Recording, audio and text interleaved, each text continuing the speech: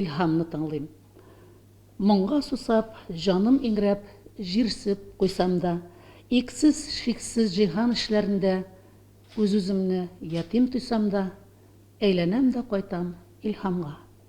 Җырлаучылар түгел, мырлаучылар сәгать саен арткан заманда, күңелем моңнан бизә күрмәсен дип, мин илһамны тыңлыйм һаманда. Татар кебек тыйнак та ул моңнар, кирәк икән корыч калкан да, эскадроннар белән яуга киткән, шахталарга төшкән, карурманнар кишкән, әдрәннәргә җиткән моң анда.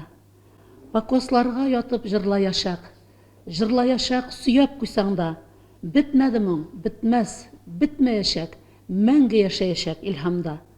Аның кебек җырлаучылар бар дип бәхәсләшә кемдер кайчакта.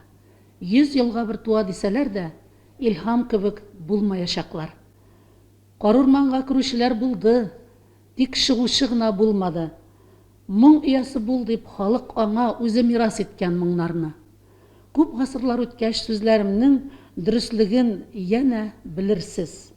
Татар моңы кебек мәңгелек ул, халкым кебек мәңге үлемсез.